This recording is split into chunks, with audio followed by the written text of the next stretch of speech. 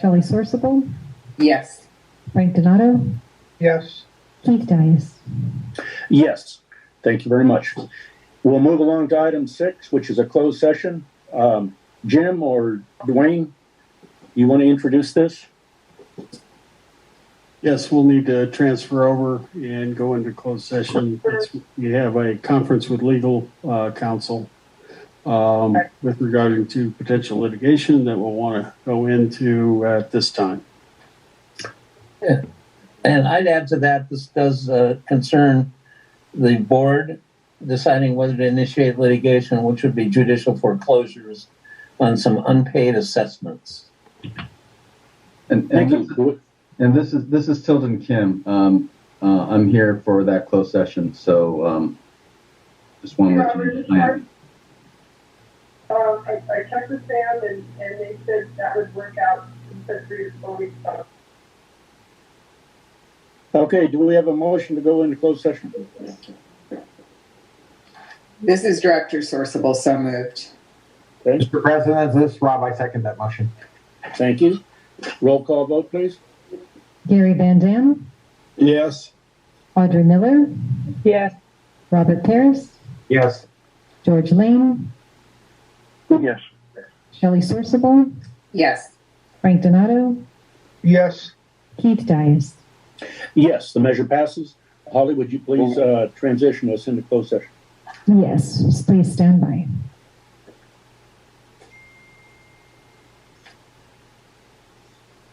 Recording stopped. Reportable action. We'll move along to item 8, consent calendar. Do I have a motion to approve the consent calendar? Mr. President, this is Rob. I move we approve the consent calendar. Thank you. This is Director Sourceable, I'll second. Thank you. Roll call vote, please. Gary Van Dam, Yes. Audrey Miller, Yes. Robert Paris, Yes. George Lane, Yes. Shelley Sourceable, Yes.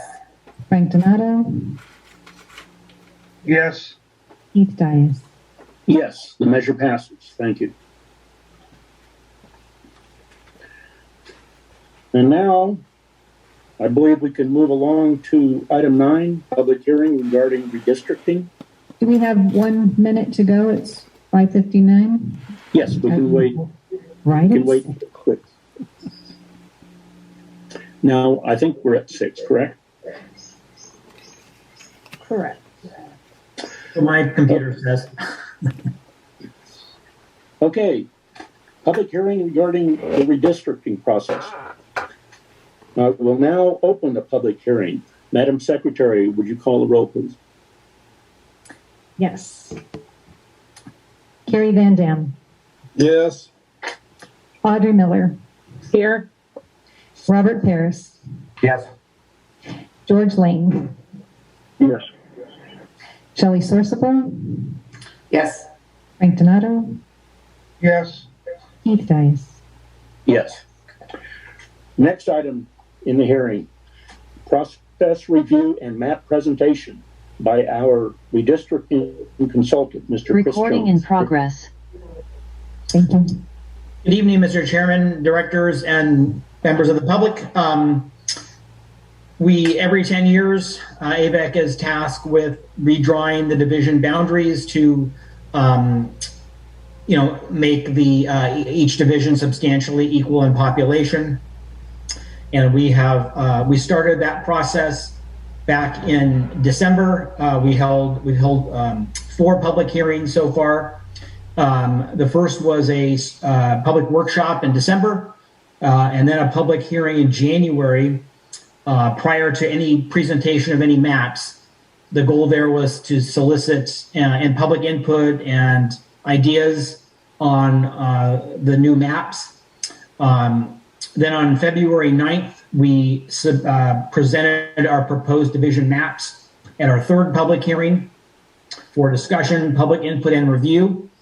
And then in addition, we posted up our proposed division maps on the internet on the webpage, redistricting webpage on Avek's site for pretty much since the beginning of February. So there's been ample opportunity for the public to view the proposed districts and divisions and, provide input, comment, suggestions. Our fourth public hearing was on March 9th, 2 weeks ago, and our final public hearing to receive input on the proposed new division maps. And today these maps are being presented to the board for your final consideration and possible adoption. The criteria we used for the maps, our goal was to achieve the highest legal standard for our maps, and I believe we've achieved this in a very comprehensive manner. The first criteria was substantial population equality. The ideal, based on the census numbers, the ideal division population is 47,130 people. Under our proposed maps, all 7 divisions are within 2.9% of this ideal population. And the courts have ruled that population deviations of less than 5% are considered substantially equal. So ours are, much closer to than 5%. They're less than 3%. So we've done a good job, I think, of meeting the population equality standards for each of the divisions. The second criteria we really tried to use was keeping communities of interest together. Ensure that communities of like-minded constituencies were grouped in the same divisions wherever possible. And an example of that, in our new proposed maps, the residents of Kern County are now united within a single division, Division 2, instead of being divided into 2 separate divisions as they are under the current maps. In addition, in the Division 7, we maintained the connectivity between the rural communities of Acton and Agua Dulce and the similar rural communities in the eastern part of the LA County portion of Avek, such as Lake Los Angeles and Little Rock.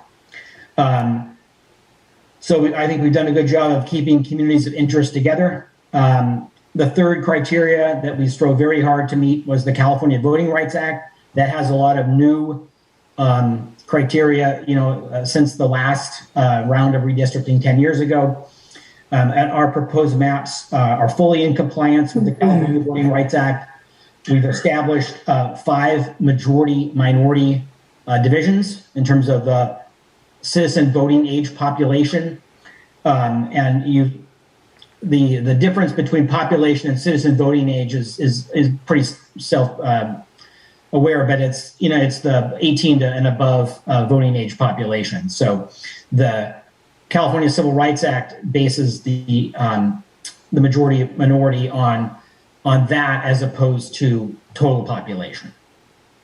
So 5 of the 7 divisions are considered majority-minority in terms of their citizen voting age population. We have 1 majority Latino division, Division 6. So I feel very confident that we have complied fully with the California Voting Rights Act, and in terms of giving ethnic minorities every opportunity to elect the representatives of their choice.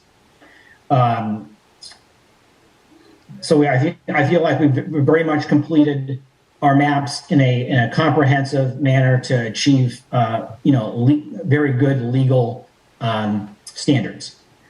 So now I thought I would go through each of the maps individually, each of the divisions. We'll just go in numerical order. Division 1 has a total population of 47,427. Its boundaries, basically on the northern boundary, is the Los Angeles Kern County line. The division basically goes all the way, almost all the way across the northern. In fact, it does go all the way across the northern boundary line with Kern County border. In the west, far west, it includes a very, very small piece of Kern County, which is a unpopulated parcel that somehow got donated by Los Angeles County. And then also there's a tiny portion of the eastern end of Ventura County that is also contained in the Avek service area. And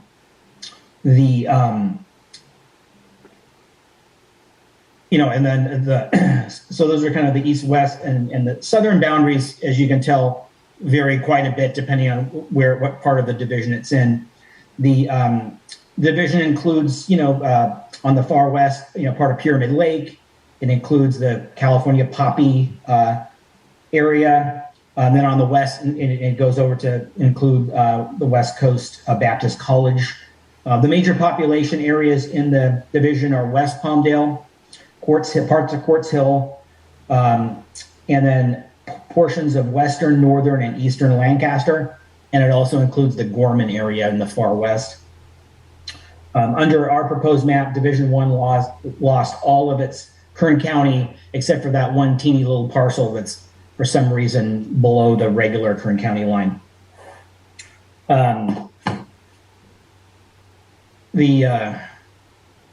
So it's a very long and diverse constituency, but solely within, most of the population is almost entirely Los Angeles County. There's, except for those two small pieces. Now to Division 2. Under our proposed map, Division 2 now includes essentially all of the residents of Kern County. The southern border is, the Los Angeles-Kern County line. On the east, it borders the San Bernardino County line, and then the eastern end of the Avek service area in Kern County. Same with the north and west. It basically extends all the way to the end of the service area for Avek in Kern County. The major population centers, California City, Rosamond, Mojave, Boron, North Edwards. Edwards Air Force Base is in the division. And by ending the division of Kern County and uniting all the residents, we feel like we've made the Avek representation more easily identifiable and understandable for the public. They don't have to guess who their representative is. Then we go to Division 3. It has a population of 46,934. It's fairly similar to its existing boundaries. It retains West Palmdale, Leona Valley, and Elizabeth Lake. It does pick up some new territory, Lake Hughes in the northwest portion, and then additional Rancho Vista neighborhoods in the West Palmdale area. We feel adding the Lake Hughes kind of unites it with the similar neighboring areas, to the southeast, the Elizabeth Lake area. I don't know if we wanted to go into boundaries in these urban districts, but the western boundary basically is 10th Street West, near the Palmdale Regional Medical Center, and then the Anna Verde Hills neighborhood in the kind of the south, east corner. The southern boundary is the River Ranch area. The western boundary is a rural section north of Quail Run Ranch. And then the northern boundary basically is the Aqueduct. And then in Palmdale, West Avenue M8, West Avenue N, and West Avenue N8. It does include the AV Mall and Desert View Highlands neighborhoods as well. So very similar population-wise to its current configuration. District 4 has a population of 47,005, so it wins the prize for closest to the ideal population. It's also similar to its current boundaries. It includes most of Quartz Hill and parts of West Palmdale, and then parts of East Palmdale near the Antelope Valley College and to the east of that. The western boundary is 65th Street West and then 70th Street West in that northern jag. The northern boundary is Avenue J. The eastern boundary is the 14 freeway, and the southern boundary is Avenue N8 West. It includes Quartz Hill High School, Antelope Valley College, and the Prime Desert Woodland Reserve. Division 5 has a population of 47,395, also very close to the ideal. It's basically a Lancaster district contained virtually wholly within the city of Lancaster. It extends from West Lancaster, just east of Antelope Valley College, through downtown and to East Lancaster. The northern boundaries are Avenue J in the West Lancaster portion, and then Avenue I in the kind of central and east portions of Lancaster. The western boundary is 30th Street West. The southern boundary is Avenue L in the West Lancaster portion, and then Avenue K in the east and central portions. And then the eastern boundary is 15th Street East. It's, includes AD Hospital, downtown Lancaster, Museum of Art and History. So it's very much a Lancaster-based district division. Division 6 has a population of 47,418. Its boundaries are irregular because of the California Voting Rights Act requirement that we create a majority Latino constituency. That's why the boundaries are more jagged than normal. However, the division retains its focus in East Lancaster. It's an East Lancaster district now, and it remains an East Lancaster division. It includes Eastside and AV high schools. The northern boundary is East Avenue H. The eastern boundary is 40th Street East. Southern boundary is East Avenue L. And then the western boundary is kind of jagged, but it's 10th Street West, Yucca Avenue, Division Street, and 7th Street East. And then finally, Division 7, population of 47,973. It's the highest population of the 7 divisions. And it had to lose a significant amount of population. It was overpopulated by nearly 9,000 residents under the current boundary lines. So it had to lose the northern portion, of the LA County section, which it lost. That territory went to Division 1, but it does retain the rural communities of Acton and Agua Dulce, and they are connected through that land bridge that you can see to the similar rural communities of Lake Los Angeles, Pear Blossom, Little Rock. So we kept those rural communities together in Division 7 as they are now. It also includes a portion of Lancaster surrounding the Antelope Valley Courthouse area and a portion of Palmdale around the Antelope Valley Country Club and the area east of Tierra Sabita Avenue. Includes the Palmdale Airport, Plant 42, the courthouse.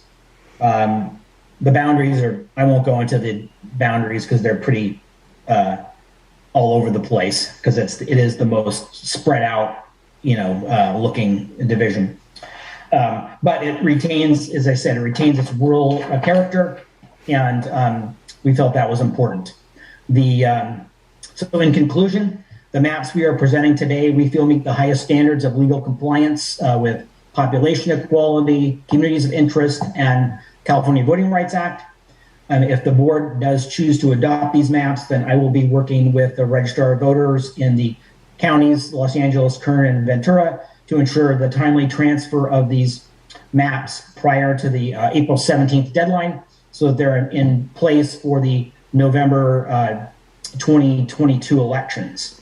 And I would be happy to answer any questions that you may have. At this point, I will open the floor for public comments. Are there any members of the public that wishes to make a comment on the presentation made by Mr. Jones?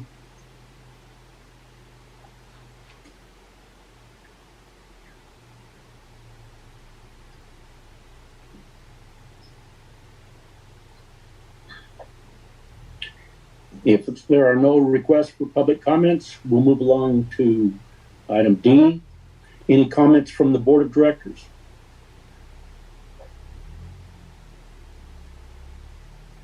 Mr. President, this is Rob. I just want to thank Chris, and he did an exceptional job on this, and we appreciate it. Exactly right. Thank you, Rob. Thank you. And I appreciate all the hard work of, board members and staff for attending all these public hearings and participating in this process, it's kind of, there's a lot more bells and whistles in redistricting than there used to be. So it's gotten more complicated, seems like everything else in life, and I really appreciate everybody being patient and working together on that. This is Director Donato.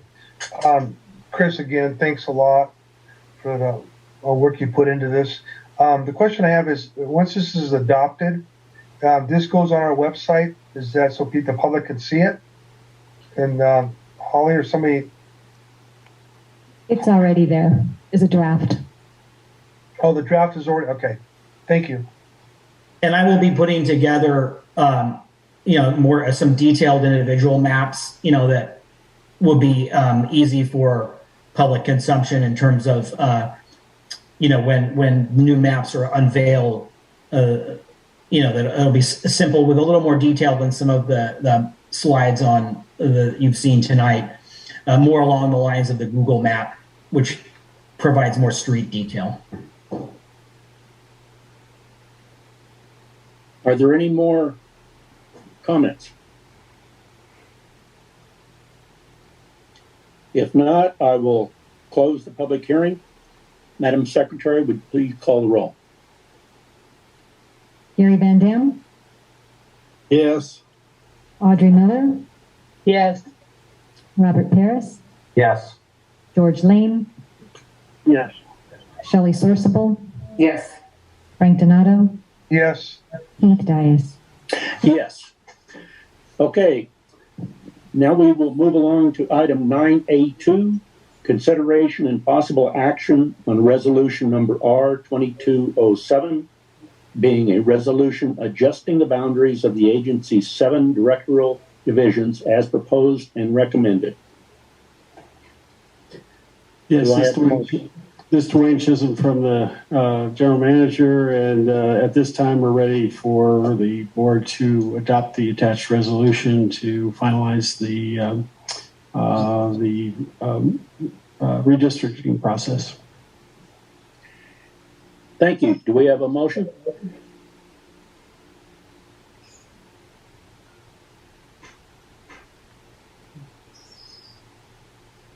This is Director Sorsabal. So moved. Thank you. President, this is Rob. I second that motion. Thank you. Any more discussion?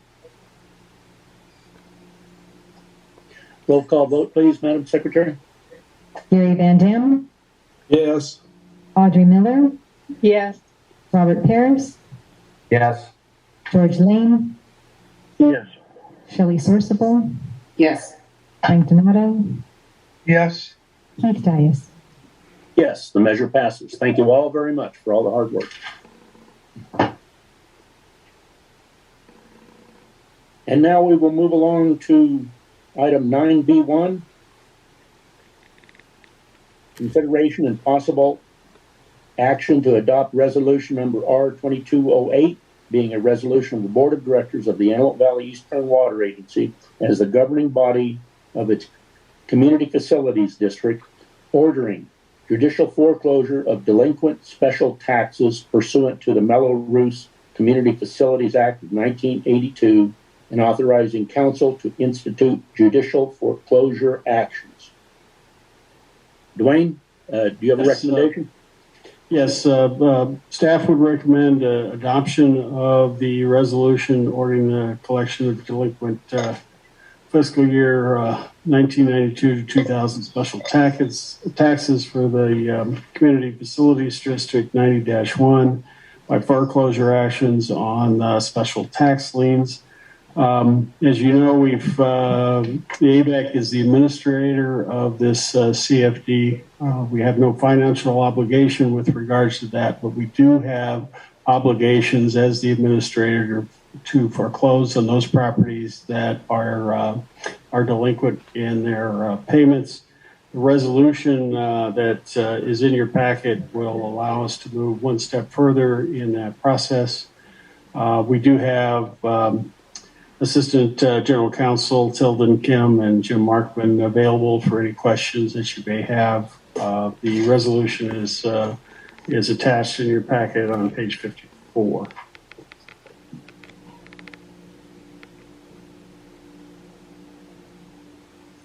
Could we have a motion to approve Board Order 9B1?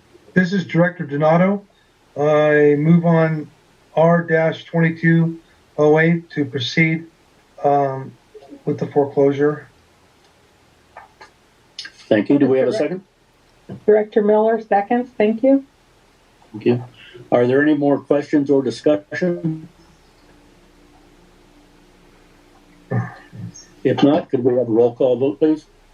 Gary Van Dam, Yes. Audrey Miller,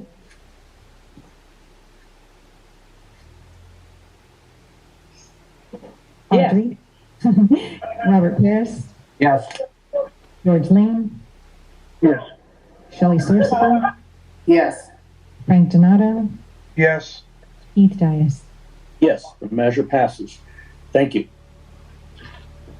Item 9C, Finance Committee. Chairman Donato, do you have a report? Yes, we do. We met and discussed this. Will probably last well into 2023. So faced with these realities, staff has identified asset replacement projects that need to be completed as soon as possible to avoid potential water quality and water delivery concerns. And our goal was to find contractors that were committed to completing these projects by our high summer demand period.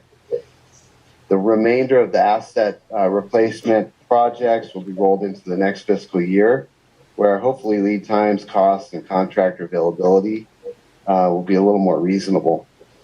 So we'll begin with the, as Frank mentioned, the quart cell replacement of the 24-inch filter influent valves.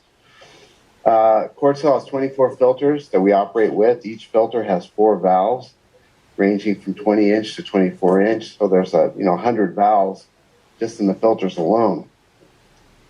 These valves are 40 years old, and replacement will be part of our asset replacement plan for the next several years, so we can get them all done. Avek has utilized R&B automation for the past 25 years for valve and actuator replacement for the following reasons. This type of work takes a very high degree of experience and quick response time. If you've walked through the plant, you'll notice these valves are in very elevated and hard to get to areas. You can imagine a 900 pound valve that's 15 feet off the ground. Getting those things down takes a lot of experience. And in 2020, just of interest, R&B kind of saw this supply chain problem developing. So they bought shipping containers full of different size valves. They were one of the few contractors that did this. They do perform work for LADWP, Metropolitan, SoCal Gas, among others, and they've done numerous jobs for Avek over the past 25 years. They have the valves in stock for this job. Very short lead time once we get on their schedule, 3 weeks to machine the hubs and adapters that are needed and get these things installed. So if we get on their schedule soon, then we know we'll be ready for summer. Just for comparison, we did talk to 2 other valve suppliers, and they're quoting 20 to 24 week lead time minimum, and they won't guarantee that. So that puts us well past summer just to get the valves if we were to purchase them. So in order to complete this project by summer, we would recommend under agency purchasing policy, section 3.3, paragraph 3, awarding this project to R&B in the amount of, as Frank said, $114,229.33. Our budget was $115,000, so we will come in about almost $800 under budget on this project. John, one of the things too, I asked you yesterday, I said, what if we put this off? And this has a lot to do with the water quality, correct? Yeah, that's a good point, Frank. Certainly at Quartz Hill and absolutely at Roseman, which will be the next presentation. When you have filter valves that leak, especially filter effluent valves, which we have at Roseman, every time you backwash, you spike the turbidity, and that could definitely lead to water quality issues. And then, of course, if we have to take the filters offline because they're not usable, then we have water supply problems. So that's 100% right. And that's why we've identified the projects that we would like to get done sooner, just to avoid these possible water quality and water supply problems that could come up.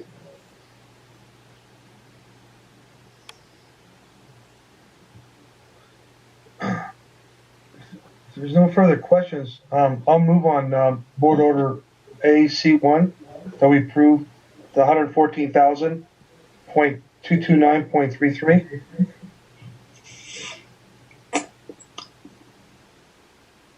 This is Shelley. I'll second. Roll call vote, please. Gary Van Dam, Yes. Audrey Miller, Yes. Robert Paris, Yes.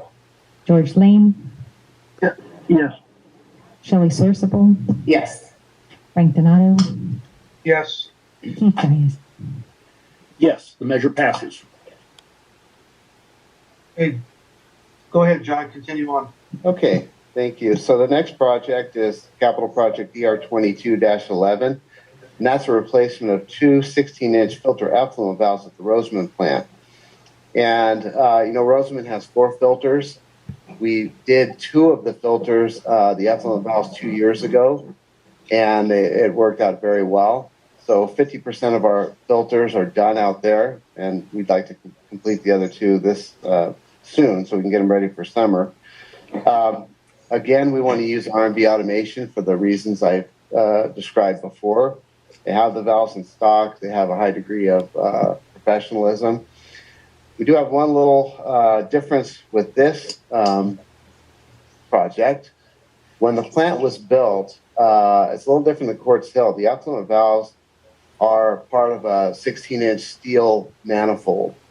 And when R&B replaced the valves 2 years ago and cut into that manifold, the thing was under great tension and it sprang about 10 inches out of plumb. So they had to jack it back in place. They had to buy special couplings to reconnect it. And also, they discovered that these valves have what's called an intermediate gearbox between the valve and the actuator. So there was an extra cost when they did that. Came out great. Project worked fine. Problem is, when I put together the capital project budget, I forgot that they ran into these problems. So consequently, I under budgeted for this project. The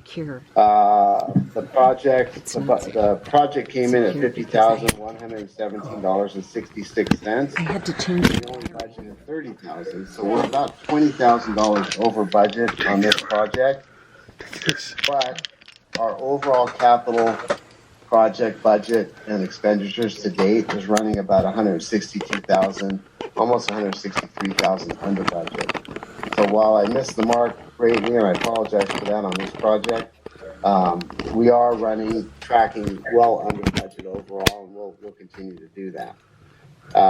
With that being said, we would recommend the board award this to R&B Automation for the amount of $50,117.66. Be happy to answer any questions.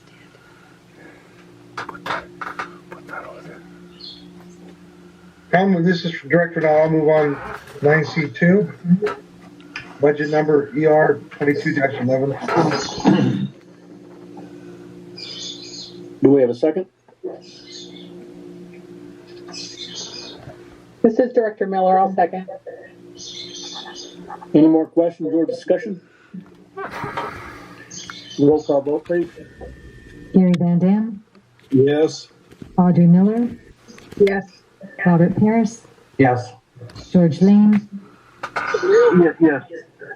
Shelley Sorsable, Yes. Frank Donato, Yes. Keith Dias. Yes, the measure passes. Thank you. Okay. Go ahead, John. Okay, thank you, Frank. Our last project is ER 2206, and this is replacement of one Leona Valley pump and motor. As the board knows, that we have the Leona Valley pump station on Avenue N4 at 60th Street West.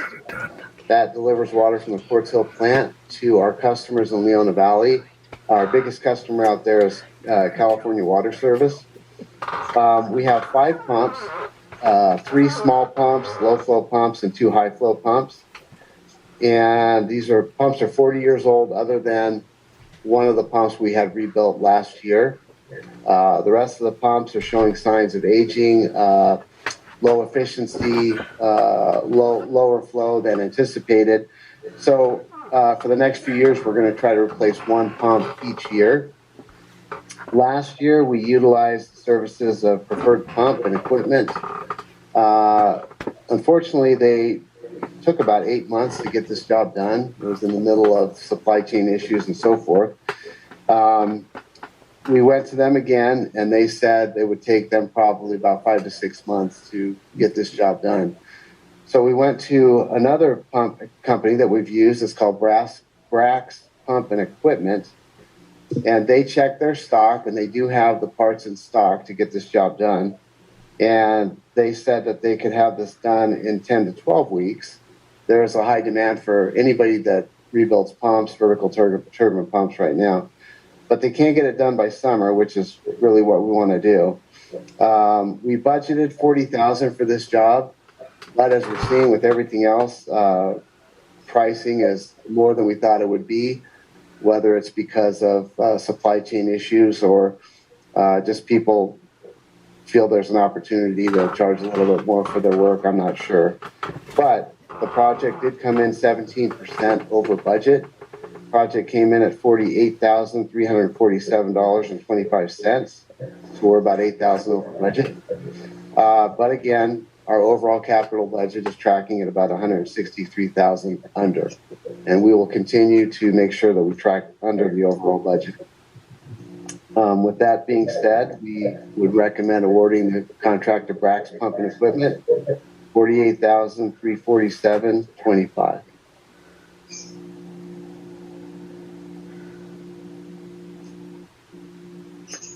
Do we have a motion to approve?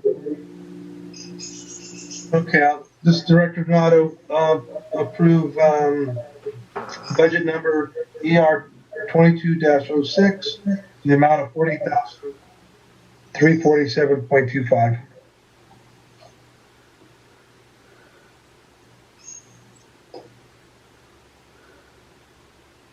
Can we have a second, please?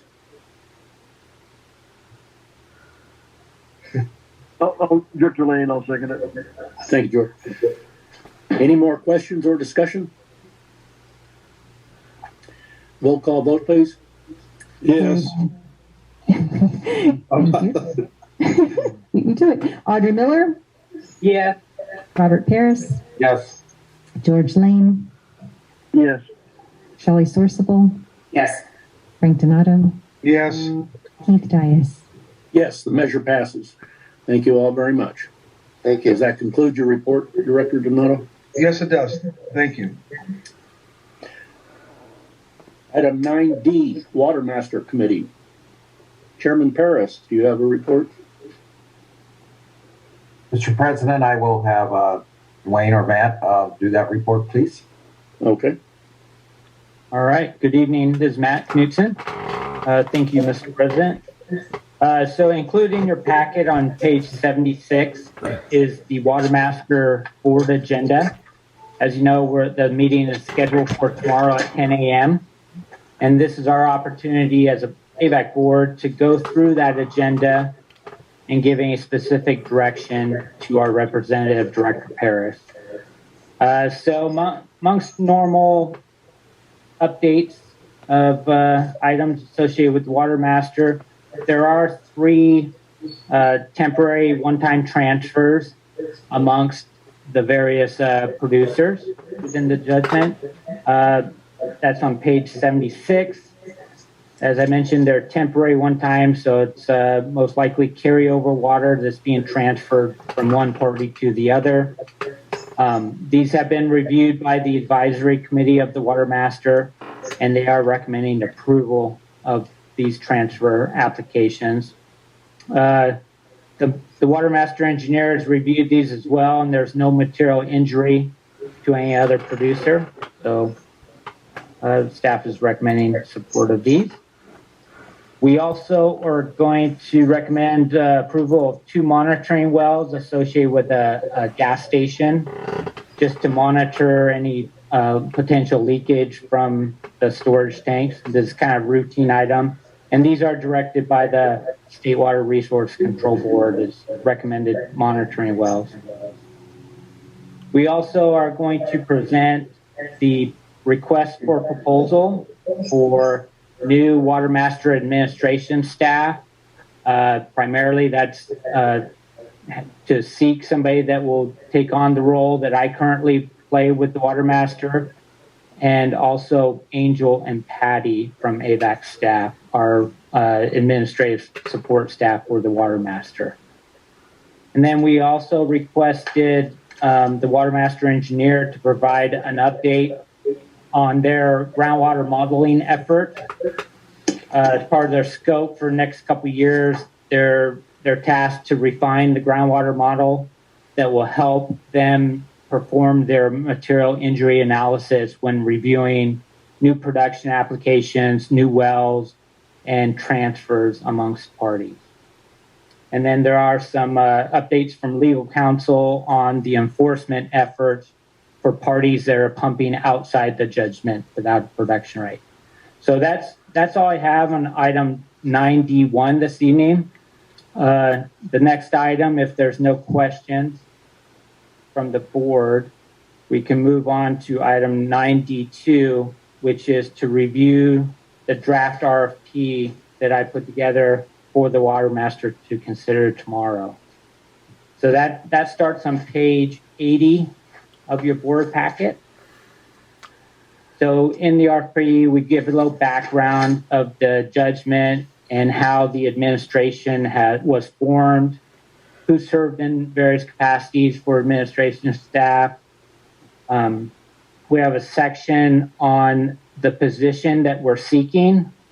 We wrote this RFP to where we could hopefully attract not only individuals, but potentially consulting firms, and give the Water Master Board a wide range of proposals to evaluate. Well, we gave a little more detail as far as who should apply and what kind of background we're looking for, as well as what should be included within their proposal to the Water Master. We provided a detailed scope of work and duties as we see it serving as the current administration for the Water Master. So it goes into great detail of the scope and various tasks. We also provide a detail of who within the current administration staff performs each of the tasks outlined, as well as an organizational chart showing the reporting structure to the Water Master Board and where the Water Master Engineer and General Counsel fit into that organization. We also included a pretty lengthy distribution list of individuals and firms that we'd like to send the RFP out to. I'd like to apologize. I left off one individual that the AVAC's Water Master Committee recommended, and that's Neil Weisenberger. So we have added it to the list, and that will be provided to the Water Master Board tomorrow. So I'll kind of stop there and see if there's any questions or comments from the board. This is Director Sourceable. Matt, you did a really good job. This looks great. I do have a question under subtask 2.3 on page 84. It says AVAC will continue to provide all facilities, equipment, and staff needed to conduct committee meetings, including, and then it has a list of things. Will AVAC be compensated for that? So that's a good question. So that hasn't been determined. And my thinking, and this was reviewed with AVAC's committee on this, is that we would continue to offer AVAC's facilities, such as the boardroom, meeting rooms, and our audio-visual equipment to perform not only the board meetings, but potentially the advisory committees. Each of those meet once a month for the Water Master. I didn't put in here whether we would seek compensation for said facilities, but that's something we could determine in the future, maybe. Well, I'm more concerned about staff.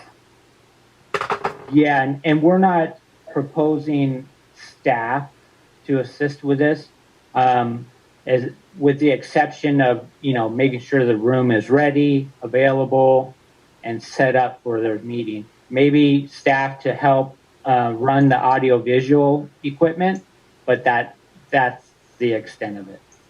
Would that be on a as needed basis, or would that be for short term until whoever's hired is acclimated with the equipment and how to run the meetings?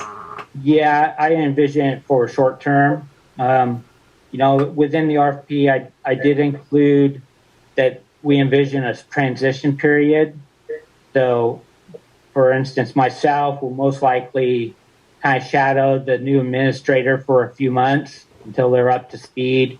Patty and Angel could do the same, maybe for a longer period of time, up to a year.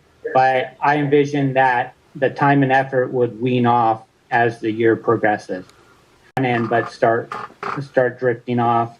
And then obviously we would be available for any questions and a little bit of background for the new administrator.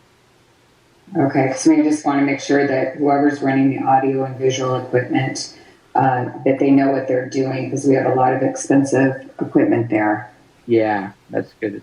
Good comment. Thank you. Yeah, thank you. Any other questions? Matt, are you looking for board action? Yeah, we're looking for board support so that when we present this to the Water Master Board tomorrow, we can hopefully get a consensus to release this for out to the public and start requesting proposals. Okay. Do I have a motion to first approve Board Order 9D1?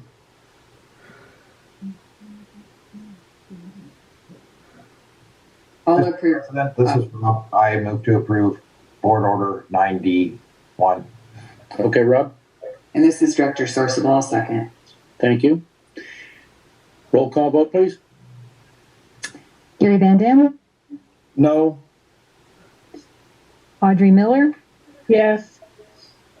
Robert Paris, Yes. George Lane.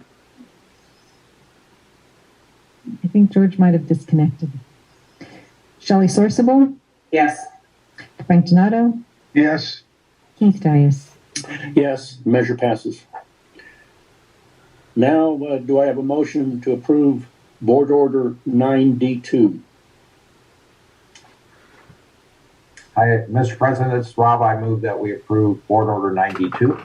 Thank you. This is Director Donato. I'll second it. Thank you. Roll call vote, please. Gary Van Dam, Yes. Audrey Miller, Yes. Robert Paris, Yes. George Lane, Shelley Sourceable, Yes. Frank Donato, Yes. Keith Dias. Yes, the measure passes. Thank you. We'll move along now to item 10, General Manager's Report. Dwayne? Thank you. The General Manager's Report for March 22nd, 2022. Seems to be moving along there. You'll wake it up. There we go. Okay, so our warm weather pattern continues. You can see there's normally at this time we'd have about 1.6 inches of rain anticipated in the next 10 days. But right now they're anticipating just 0.4. And as you can see that the snow levels are real high over the next few days. We're still not working. Okay. Here's the bar chart that more graphically shows our precipitation this year. And you can see that January, February, and March have been very, very dry. And January and March are the driest in history for the last 100 years. So we're setting records all over the place with regards to our rainfall. It's not working at all, so you'll have to advance it for me. The Lake Orville conditions, you can see that we're in about 46% of full, about 68% of average. There is San Luis Reservoir, you got 44% and 52%. So we're looking pretty dim on Lake Orville and both the San Luis. Next slide. Here's our current. We have about 1.6 million gallons of storage in Orville, and you can see here that it's running fairly flat in through this area in here. And this is the last 2 or 3 years of dry conditions, so we're following that track. Keep going. Next one. Same thing with San Luis Reservoir. You can see here we kind of reached our peak and we're kind of leveling off here at this location, and so that's where we're at. About 900,000 acre feet of storage. Next slide. We did have a DWR communications on Friday, and what we're going to get is a hybrid allocation. So our 15% is being reduced to 5%. But we did receive a health and safety water estimate, which our estimate is approximately 20,000 acre feet. 5% comes out of that, so the net is we'll have about 20,000 acre feet. We had a call today with DWR to go over that in a little more detail, and the health and safety water is not going to be treated like table A water, so it's going to be taken on a very level plane, month to month to month. So it will have some impact with our capabilities to deliver. What it does do, there's about 25% of the state water contractors that are getting this health and safety water. It will require some mandatory conservation measures for our retail agencies and monthly tracking on Avek's part in order to receive this water. And the DWR is going to be sending out letters to talk about that a little bit more and document all the details. That we should get that towards the end of the week.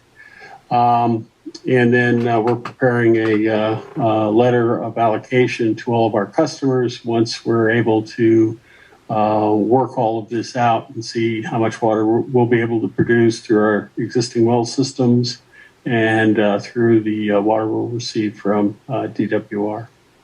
So it's I think based on our preliminary numbers, it looks like we're going to be able to squeak by through the year. We're not going to have a lot of extras. Next slide.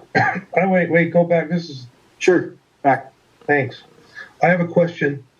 Mm-hmm. What is the definite? Well, what is the definition from the state? Public health and safety water. What is that definition? You said that to get that 20,000 acre feet of water or have that option of it, you have to implement programs that mandatory cutbacks. Is that correct? It's mandatory conservation programs, and what is the mandatory conservation plan versus mandatory cutting back on use of water? Can you explain the difference? Sure. Mandatory conservation plans are plans that are implemented by retail water agencies. Avek does not have control, and in discussions with DWR, I indicated that we do not have control of our retail water agencies. We can request them to increase their conservation measures, but we have no control with regards to that, and that is sufficient to DWR as long as we're requesting our retail water agencies to conserve water and follow the guidelines that DWR is going to be providing us. So that's what that has to go with. Okay, so question. Yeah, so what you're saying then the letter you're talking about putting out, we ask them to implement a program, and that's as far as we can really go. Correct. Okay, then the next question this is the second part of the question. How does that apply to construction water? Water that's drinking water using for construction water.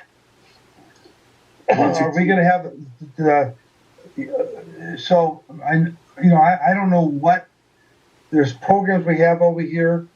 Some of these concrete plants and stuff like that. How's that affect those type of people that are using ag water for their purposes? Yeah, these measures are not, Avek does not control or doesn't provide construction water itself. It's constructed through the retail water agencies that have full autonomy to utilize that water the way they think is appropriate.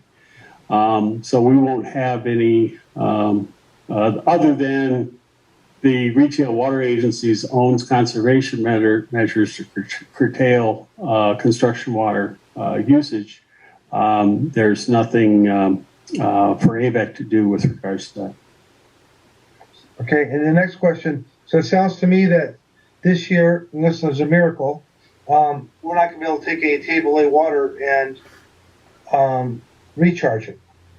No, we're going to get 5,000 or 7,000, a little over 7,000 acre feet of table A water. That's for our whole allocation for the year. Okay. So yeah, we'll be scrimping every place we can to try and get as much additional water through our water banks and deliver water where we can. Staff will continue to look at this because of the changing environment. And we will get back to you more as we develop our plans and discuss what's going to be possible with our retail customers. Thank you. Okay. Frank, you asked about health and safety water.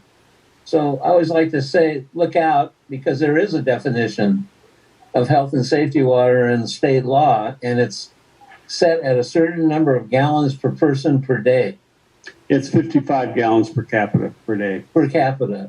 So they theoretically can make that so the concern lawyers have is that they're going all water rights priorities that people have paid for and invested in and stored water for all of these years can go out the window depending upon what the state tells you deliver water for. And they could very easily say deliver it for health and safety water first as a first priority. And of course, that drives agriculture crazy as well. So we're waiting for that to happen. The last time that there was drought control, it was all behavioral drought control. And nobody said, they didn't go quite so far as to say, we're going to allocate this much for health and safety water, and that's all you're going to get. So we're concerned. People who watch it. Yeah, it's limited in the amount of water that you can use. There is some restrictions. There also is a requirement to return the water once you get a wet year. So you'll need to return the water into the system to make sure everybody's whole again. Yeah, that wet year. Yeah, when that wet year happens again. Yeah, right. Okay, and it will rain again eventually. Okay. Yeah. Okay, we got closer to home here. Here's our conventional treatment plant. You can see our current flow is about 10 to 11 million gallons a day. Next slide. We're basically taking water, about 1 million gallons out of the east side water bank, 10 million gallons coming out of the west side water bank. We're utilizing our bench ranch wells to get that 12.9 to 12.5, somewhere in that range, as far as production from that source of water. Next slide. As far as our water banking, we won't be water banking other than the water we put in the east side to take immediately out of the east side for geopurification reasons and water quality purposes. Next slide. We do, one of the benefits of having, using a considerable amount of reclaimed table A water, you can see that our THM quality is continuing to move well below our green line that's located here, which is our internal goal for THMs. And then this is the upper limit here. So we're considerably below that level. And we continue to maintain that. We did complete our annual water quality reports, and we did get some ELAP samples, and what they do is they give you unknowns and send it to the lab and ask them to analyze it to determine what constituents are in that water. We've completed several of those tests, and we're able to determine what was contained within the water, and that's how they test if the lab is competent. So we're in pretty good shape there. Next slide. As far as our maintenance activities, we're using about 50% of our capacity at the West Side Water Bank. We increased our flow into the Lake Palmdale to 2 million gallons a day. Avek has also increased our recharge to 3 acre-feet per day. Just as I mentioned, that gets put in and taken out almost immediately. We did go out for HVAC bids. We found out what the maximum amount of a cost would be for a HVAC system given the supply chain and the work demands, and it was completely out of line. So we've decided to hold off for the time being, and we'll rebid that in the future when conditions are better. We'll be sending out our chemical RFPs soon, preparing for the next budget year. Next slide. We do have some good news. DWR announced yesterday that Avek was awarded $5 million for the SNP Phase 2 project, and that's the second phase of the 2021 urban and multi-benefit drought relief program. We currently also have an application for the 2022 urban and multi-benefit relief program. And in talking with DWR, they have recommended our project onto the governor's office for that. So we'll see how that goes. DWR received $1.4 billion in requests for projects, and they only had $180 million that was awarded statewide. And our project, there's only 2 state water project contractors that got funding, and that was Avek and Kern County Water Agency. So that's where we're at. We're hoping for more. We asked for more, but at least we got those funds, and that helps a little bit to get us further down the line with regards to the project. Next slide.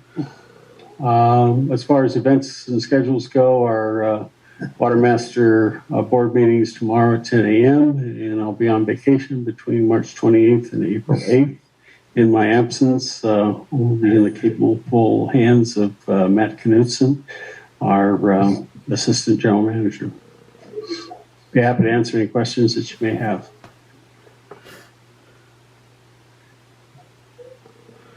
Any questions for Dwayne? If not, we'll move along to item 11. Are there any director's reports tonight?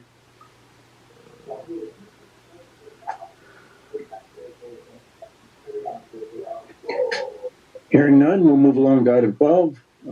Is there an attorney report? Keith, I have one report for the board. There's actually some good news in reference to all the litigation that's been filed against the State Water Project, the continuation of the contract, the extension of the contract. has actually been approved with a final decision at the Superior Court level on virtually every point that was raised. It may be taken up on appeal, but having looked at it, it looks solid as a rock. So that's one of those lawsuits that attacked the state water project, along with many others. But that's the best news we've had in a long time as far as those lawsuits are concerned. I agree. Thank you for that good news. Item 13, are there any requests for future agenda items?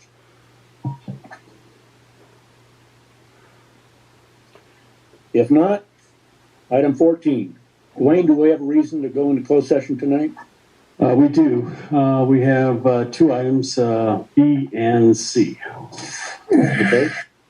Do we have a motion to go into closed session for items 14B and 14C? Mr. President, we go into closed session. Okay, Rob, do we have a second? I'll second. This is Audrey. Thank you, Audrey. Roll call vote, please. Gary Van Dam, Yes.